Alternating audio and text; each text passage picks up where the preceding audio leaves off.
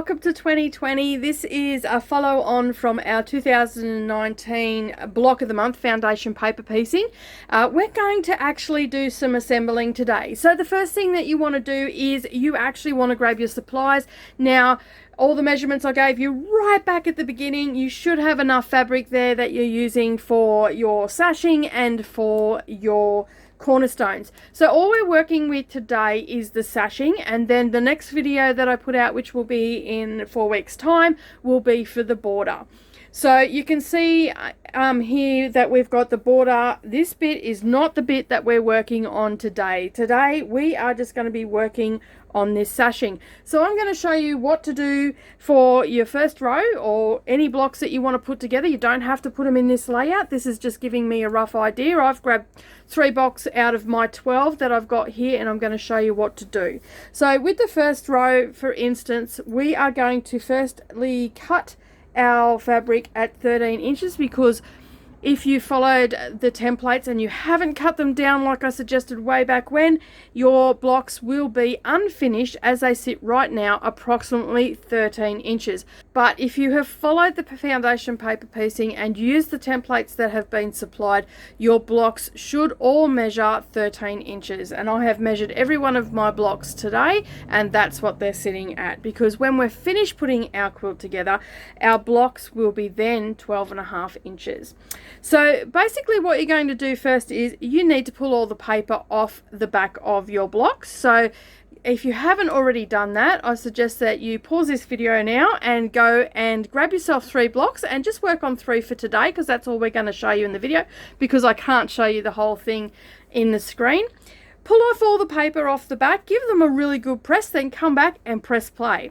So basically what you're going to do, as I said, you're going to pull all the paper off the back of your blocks. We're just going to work with 3 today, and I'm going to show you how to do this part of the quilt, which is just the inner part. So that is the sashing. So to show you which points you need are the sashing pieces for each side of the block, okay, and then the top and the bottom.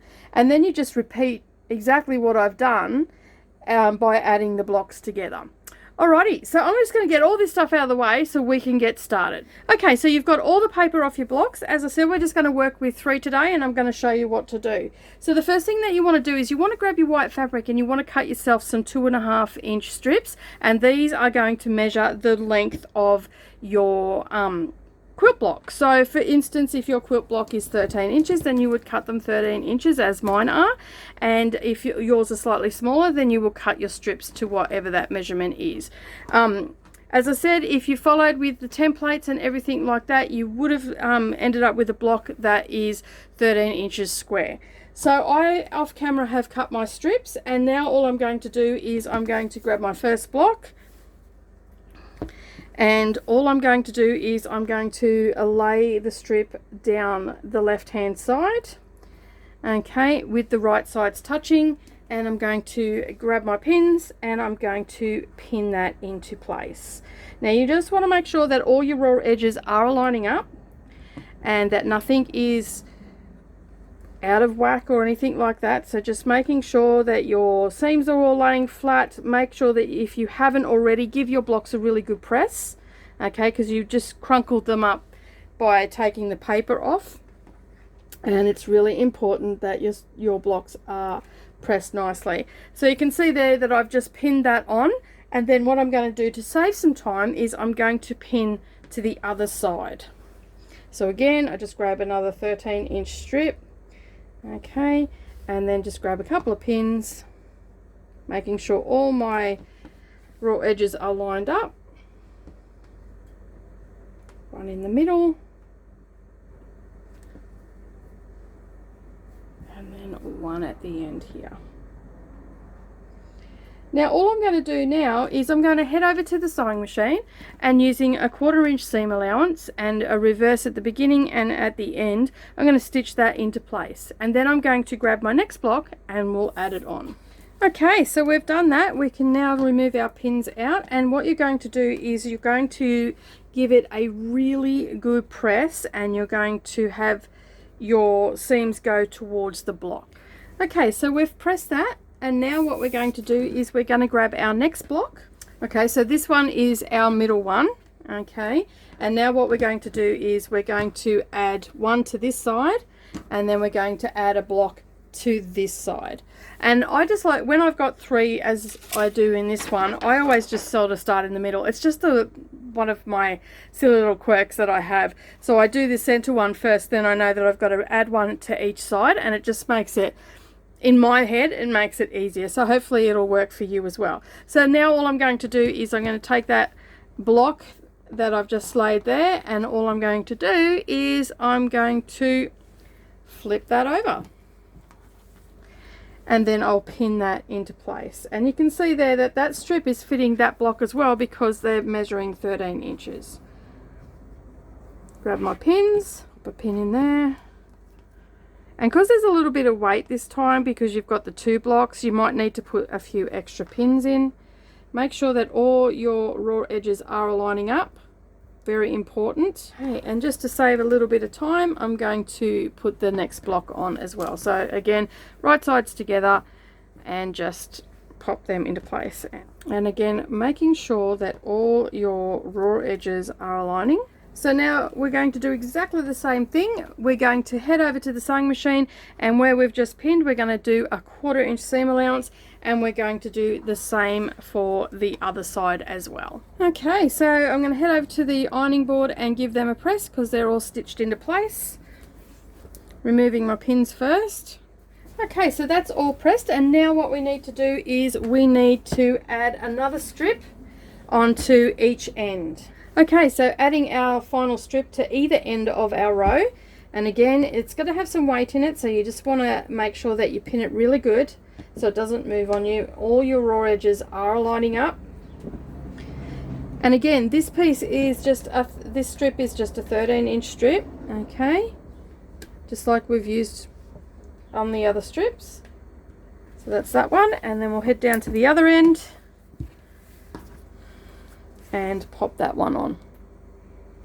Hopefully you can see this clear enough. It's a little bit hard when you're working with rows on quilts and trying to get everything in camera. So hopefully you're getting what I'm putting down, and you've got that picture earlier on to show you how to lay it out and everything. So as long as you do this to each of your rows, okay, you'll be right. So you've got 4 rows, so you're going to do exactly what I've just done now, another 4 times. Okay, so heading over to the sewing machine again, using a 1/4 inch seam allowance, making sure that we do a back stitch at the beginning and also at the end. Okay, so that is our first row. So the next part of the quilt that we need to do is the top part of the sashing. Now, you can leave these cornerstones out if you want and just put a straight strip. That is entirely up to you. But if you like the look of the quilt and you actually want to get the full experience of the quilt, there are some cornerstones. So what you need to do again is you need to cut your strips at 13 inches by 2.5, and then we're going to cut 1, 2, 3, and 4 cornerstones at 2.5 inches as well. Okay, so as I said, you're going to cut some strips at 13 inches. So I've got 3 because each of this sashing, this top sashing, needs 3 white pieces. So I've got 3 of those, and I have 4 2.5 inch squares in black. So basically all you're going to do is you're going to make a strip that has a black piece on the end, then a white piece, then a black piece, then joining a white piece, next black piece, a white piece, and then a black piece. So you'll just follow the pattern on the layout sheet here. So this is the strip that I've just made just here, and you're going to repeat that 5 times. Okay, so you need to make 5 of these strips. So the first thing that you need to do is press all your strips. Make sure that you maybe put some starch in them or some sizing, Ethereal Magic, Best Press, whatever it is that you like to use. And then all you're going to do with your right sides together is you're going to add a square on, pop a pin in it. Then the other end you're going to add with the right sides together, pop a black square on it, put a pin in it. Then what you'll do is you will head over to the sewing machine and you will sew a 1/4 inch seam allowance on both of those ends. Okay, so we've sewn those on, and now what you'll do is remove your pins. Then you're going to grab a white piece, and with the right sides together, pop a pin in it. Then again, grab a black square, right sides together, and pop a pin. And then you're going to head over to the sewing machine and you're going to sew those 2 seams using a 1/4 inch seam allowance. Okay, so they're sewn on, and we can take our pins out. Then we add our last white strip on, the right sides together, pin in, then put our last black piece on, right sides together, making sure your raw edges are aligning, and heading to the sewing machine again using a 1/4 inch seam allowance. Okay, so now we've got all those sewn on, and now what we're going to do is we're going to head to the ironing board, and you're going to press your seams to the dark fabric. Okay, so what I like to do to make it super quick is I put it to the reverse side, and then I just press my seams in, and then I'll flip it over and press from the other side. And then we will be ready to add this onto our row that we did earlier. Okay, so now we've got our strip, and you can see there that I've pressed everything in.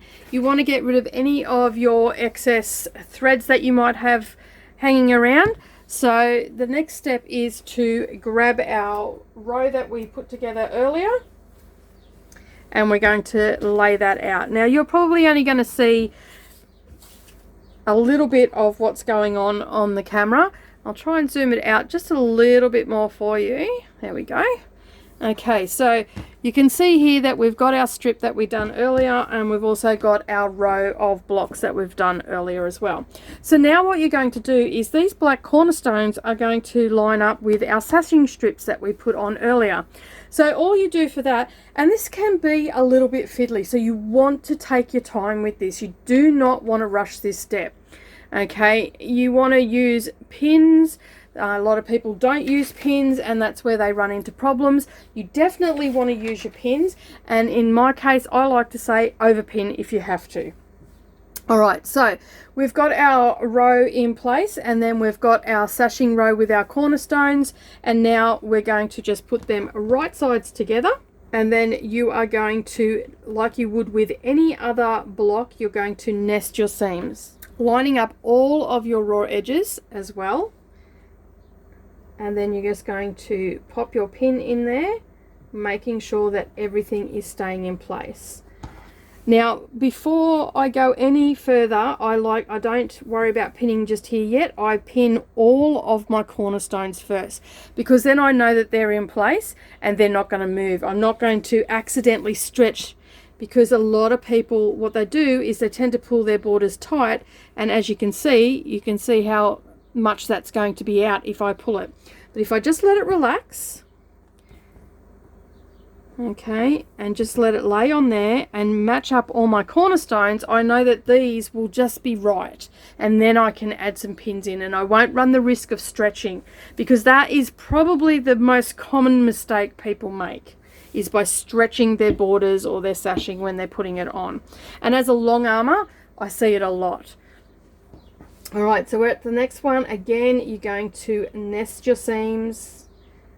If you're having trouble, go back and press your blocks and make sure that your sashing that's attaching all your blocks to the row is actually being pressed towards the block, and then your sashing strip with the cornerstones in it, which is the little black squares, is being pressed to the dark fabric. Okay, that is going to make it so much easier for you to put everything together.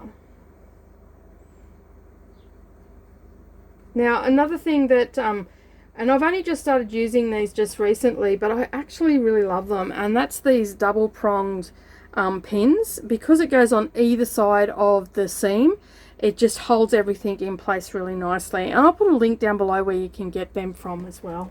Making sure that all your raw edges are aligning at the cornerstone point. When we come to pinning the rest of the row, that we can fluff around with and get that sitting properly. So you can see here that I haven't had any issue whatsoever. They're just lining up nicely, and I'm just taking my time. I'm not rushing it, because if you rush this step, then you are going to get cornerstones that don't match up properly. Alright, so you can see there that my sashing strips are just laying nice and flat. I haven't stretched anything. I've just nested up all of my seams for my cornerstone. Now at this point I could head to the sewing machine and I could just start sewing it and just making sure that I wasn't stretching or anything like that. But I don't want to take that risk of anything moving. So basically I'm just going to, wherever there's a seam, like a major seam, so this one here's got 2 major seams here, I'm going to pop a pin in there on each one of those. And then I'm going to move over here and you can see I've just got 1 major seam here, but these are big pieces of fabric. It's all sitting really nicely. So I am again just going to put 1 in the seam, and then I might just add a couple here as well, only because it is such a big piece of fabric. And then onto our last block. Again, I've got 4 seams here, and I can see that there is a little bit of movement in this one here, so that's where I'm going to focus putting the 2 pins in, and then I'll look at these ones. But just looking at it, by holding that in place, these ones here are going to be fine. So again, there's a lot of points coming into these ones here, and they're going to move the most on the feed dogs, so that's why I want a pin here and making sure that my sashing isn't going to move. So now what I'm going to do is I'm going to head to the sewing machine and I'm going to use a 1/4 inch seam allowance, and I'm going to sew right along that strip. Now when you're sewing it, please have your needle in the down position. It makes all the difference of sewing your sashing on. Your sashing won't move on you. It won't give you any sort of grief. You won't have to worry about if you stop to remove a pin that the quilt has moved or anything like that. So my number 1 tip when putting sashing with cornerstones in, especially with cornerstones, is to always have the needle in the down position, and I cannot stress that enough. Okay, so we've sewn that into place, and now what we're going to do is just remove all our pins. I know I'm naughty, I sew over my pins, but when I'm doing cornerstones I just slow right down. There's no rush for it. This is the biggest tip I can give you, is just take it nice and slow. What you're going to do now is you're going to head over to the sewing machine, the ironing board, and you're just going to press that into place. So you can see there that my cornerstones are all matching up and they look beautiful. I love those pins. Those new pins have made all the difference to my patchworking. I just think they're absolutely brilliant. As I said, I will leave a link down below where you can get them from. They'll be the best money you've spent this year, and last year and the year before. They just make all the difference to your patchworking. Okay, so now what I'll do is I will add on this next strip. Again, I'm going to do exactly what I just did with the other sashing up here, and then I will continue to add the rows on until I get to the bottom. Okay, so that's all pinned into place, and again you're just going to use a 1/4 inch seam allowance and you're going to stitch that down and then give it a really good press. Alright, so we've put all that, stitch that all into place, and we'll put all our pins back, and then we'll head over to the ironing board and give that a press. And you can see there, did I get the pin out, that all of my cornerstones are matching up nicely. Okay, so that's all pressed, and now what you can do is just continue on. So now instead of putting another one of these sashing pieces on with cornerstones, you would get a row that has these side sashings in, and you would just attach that to it. And then you continue doing down the rest of the quilt so you've got all the center pieces done.